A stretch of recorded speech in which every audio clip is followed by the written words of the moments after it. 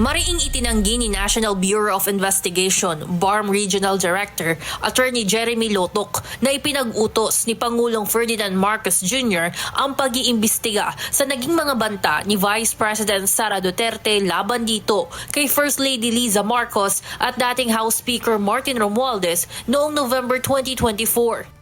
Sa isinagawang cross-examination ng isa sa Defense Counsel na si Attorney Mark Vinluan, ipinadetalya nito ang proseso ng isinagawang investigasyon ng NBI hanggang sa makapaghain ng mga reklamo sa Department of Justice. Did BBM at any point intervene in this investigation?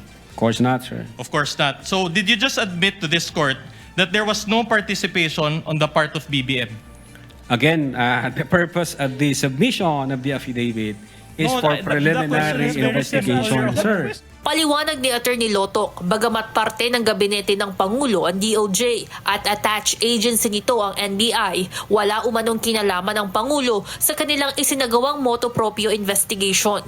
Hindi naman ito itinanggi na tumanggap sila ng instructions mula sa DOJ, lalo na anya at public interest ang naturang issue. So BBM has control over both the NBI and the DOJ, correct? What do you mean by control, sir? What's your interpretation of control? You seem to be a smart man. The Department of Justice and the Office of the President, insofar as the function of the NBI is concerned, hindi ho sila nakikialam doon. Kung ano ho yung findings ng NBI, kung ano ang recommendation, sinasubmit po namin ito sa Department of Justice. Aniya, layo ng kanilang complaint na isinumite sa DOJ ay upang makadaan sa evaluation process, case build-up hanggang sa makatungtong sa yugto ng preliminary investigation. Samantala, tinanong naman ni Senator Judge Bam Aquino kung ipinagpatuloy ba ng NBI ang paghahanap sa umano'y hitman na kinontrata ni VP Duterte.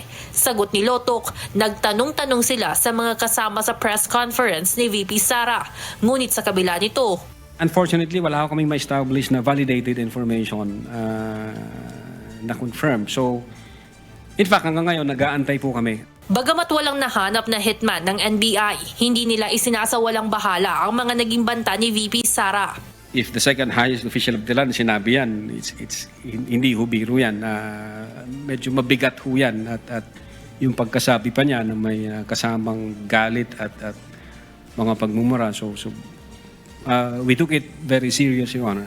Samantala, sa ibinigay na update kahapon ni DOJ Secretary Frederick Vida, sinabi nito na nakapending pa sa kanilang panel of prosecutors ang grave threats at inciting to sedition complaints laban sa pangalawang Pangulo. Evan Alvarez, humahataw sa Balita Ngayon.